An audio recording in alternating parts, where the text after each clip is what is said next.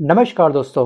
पिछले वर्ष जम्मू के रियासी में तीर्थ यात्रियों की हत्या की साजिश रचने वाला या फिर दोस्तों इन तीर्थ यात्रियों की हत्या का मास्टरमाइंड और इसका संबंध दोस्तों लश्कर तैयबा से है। जी हाँ, इस लश्कर तैयबा का एक आतंकी जिसका नाम है जिया उर रहमान। जी हाँ, इसका अन्य नाम भी है नदीम उर्फ अबू कताल उर्फ कताल सिंधी बीते कल के दिन मारा गया है। जी हाँ, और यहाँ पे हम कह सकते हैं कि आतंकवाद संगठन के ऊपर एक बहुत बड़ा बट्टा लग चुका है, उनकी एक बहुत बड़ी हानि हुई है, क्योंकि दोस्तों ये आतंकवाद का कहीं ना कहीं राइट हैंड माना जाता था जिसकी बीते कल के दिन हत्या हो गई।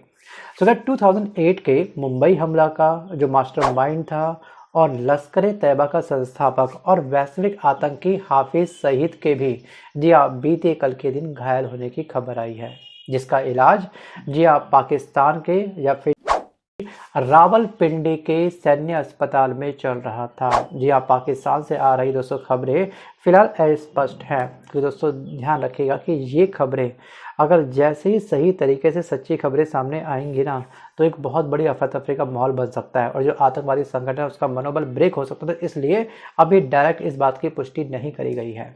तो बस इलाज के दौरान हाफिज सईद की मौत का भी दावा कई सारे सोशल मीडिया प्लेटफॉर्म पर फिर न्यूज़ चैनल पर किया जा रहा है। मतलब कि बीते कल के दिन दो हत्या हुई है। जी हाँ, एक तो जो आपका व्यक्ति है नदीम और सेकंड पर्सनैलिटी ये। सो गाइस, कताल हाफिज जो है, ठीक है, वो शहीद का करीबी और रिश्ते में था इसका भतीजा। सो गाइस, कताल हाफिज कह सकते हैं कि शहीद का राइट हैंड था या फिर लश्कर तैयबा जो संगठन है इसके दोनों के दोनों सबसे बड़े मास्टरमाइंड का इस समय हो चुका है सफाया। और आतंकवाद को एक बहुत बड़ा नुकसान हुआ है आतंकवादी संगठनों को। और दोस्तों यहाँ पर शनिवार और रविवार यानी कि अबू कताल के काफिले पर शनिवार और रविवार की रात को करीब 1 बजे के आसपास पाकिस्तान में पंजाब प्रांत के झेलम में बंदूकधारियों ने हमला किया था।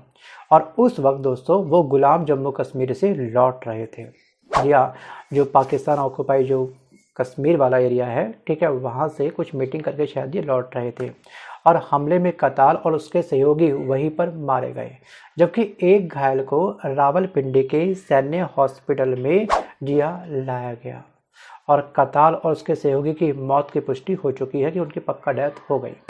पर सैन्य अस्पताल में दोस्तों भर्ती घायल जो है जी हाँ हाफिज शहीद होने का दावा किया जा रहा है, लेकिन भारतीय एजेंसी इसकी पुष्टि नहीं कर रही है। तो दोस्तों इस तरीके की एक्टिविटी को कुछ टाइम के लिए हाइड रखा जाता है। सो गाइस, अब माना यह जा रहा है कि हाफिज के लाहौर की सेंट्रल जेल में बंद होने के दावे की वजह से पाकिस्तान इस बात को छिपा रहा है और फाइनेंशियली एक्शन टास्क फोर्स जिसे बोलते हैं FT, ठीक है, F, इसकी ग्रे लिस्ट से बाहर निकलने के लिए पाक ने हाफिज और जैसे मोहम्मद के मुखिया को जेल में डालने का दावा किया था। जून 2023 दोस्तों लास्ट ईयर में आपको याद होगा हाफिज के घर के बाहर एक बहुत बड़ा धमाका हुआ था। दिया उसके घर में होने की पोल उस समय खुल गई थी। जब धमाका हुआ वो व्यक्ति बाहर निकला आतंकवादी, तब पाकिस्तान ने उसे घर में ही जिया नज़रबंद रखने की दलील दी थी कि आप प्लीज़ बाहर मत निकलो, आप फिलहाल घर पे रहो। सो गाइस, 3 वर्षों में मारे गए हैं दर्जनों भर मास्टरमाइंड।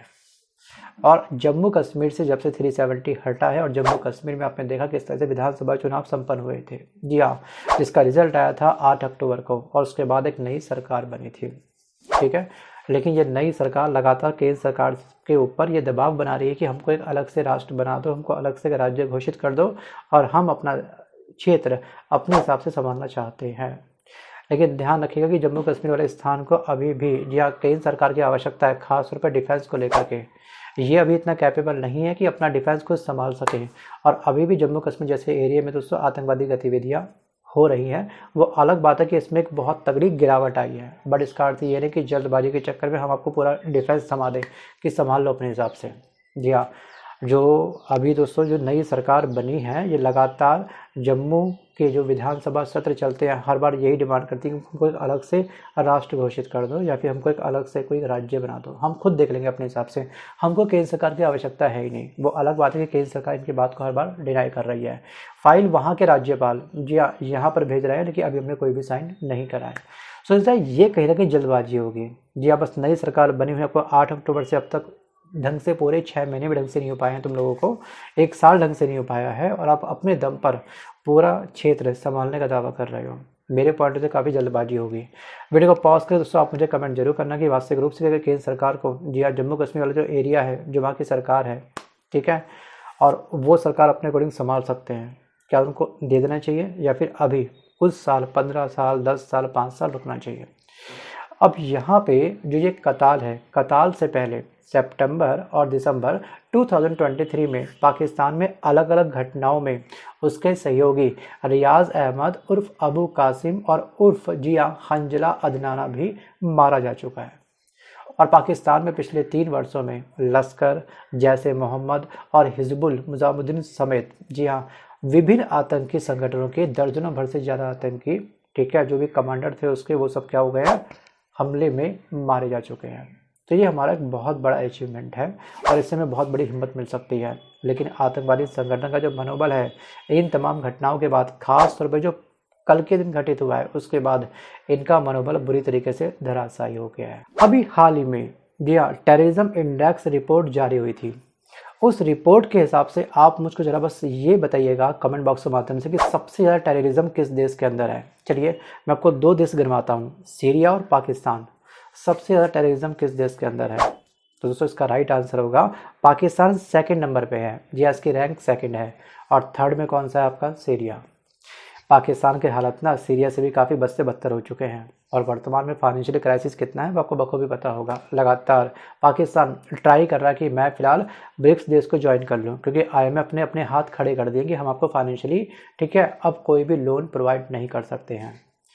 और यहाँ पे हमारे ब्रिक्स देशों के पास अपना खुद का एक बैंक है, ठीक है, और वो बैंक कम कंडीशंस पे, कम ब्याज पर एक मोटा अमाउंट एक लंबे समय तक के लिए प्रोवाइड कर देता है। तो इसलिए ये पाकिस्तान है लगातार ब्रिक्स संगठन में शामिल होना चाहता है। लास्ट ईयर हमने 5 देशों को अपने संगठन में शामिल किया था, जो मूल देश थे वो 5 देश थे। और उस फाइल में जी हाँ पाकिस्तान ने भी खुद को अप्रोच किया था कि प्लीज़ मुझको भी इसमें क्या करिए, शामिल करिए, बट हमने नहीं करा। माना कि हमारा पड़ोसी देश है, हमने कई बार उसको मौका दिया है दोस्ती सुधारने का, लेकिन वो हर बार पीठ पीछे खंजर घोंप ही देता है। जी हाँ, कहते हैं कि नेचर कैन नॉट बी सेल्टम, व्यवहार कभी भी चेंज नहीं हो सकता। तो इसलिए हमने उसको चेंज होने का कई बार मौका दिया। वापस आता हूँ टॉपिक की तरफ। सो गाइस, कताल की मौत के बाद में ना आतंकवाद के सफाई में कल बीते दिन काफ़ी अहम भूमिका हमको प्राप्त हुई है। जी हाँ, ये बहुत बड़ा अहम घटना है। सो गाइस, इसकी एज थी 43 ईयर। जी हाँ, 43 वर्षीय अबू कताल लश्कर तैयबा का ऑपरेशन प्रमुख था।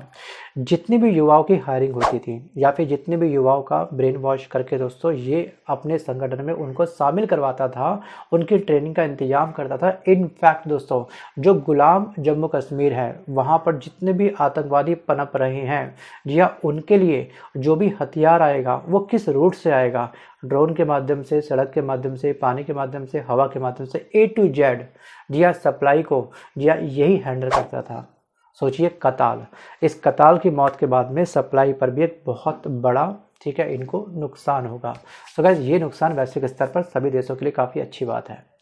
सो गाइस, लास्ट ईयर 9 जून, जी हाँ 9 जून को PM नरेंद्र मोदी का जो तीसरा कार्यकाल था, 9 जून को PM मोदी ने अपने प्रधानमंत्री पद की शपथ ली थी। जी हाँ, शपथ ग्रहण समारोह के तीसरे जिस दिन ये शपथ ग्रहण समारोह था, उसी सेम दिन कताल के निर्देश पर ही आतंकियों ने कटरा के पास जो एरिया है आपका रियासी, छोटा सा शहर, ठीक है, इस रियासी में तीर्थ यात्रियों की बस को निशाना बनाया था।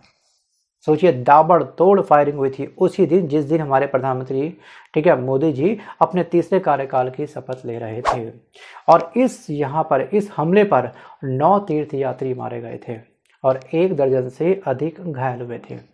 और 1 जनवरी 2023, जी हाँ, लास्ट ईयर को राजौरी के एक गांव में हमले का मास्टरमाइंड भी यही कताल था, जिसके बीते कल के दिन डेथ हुई।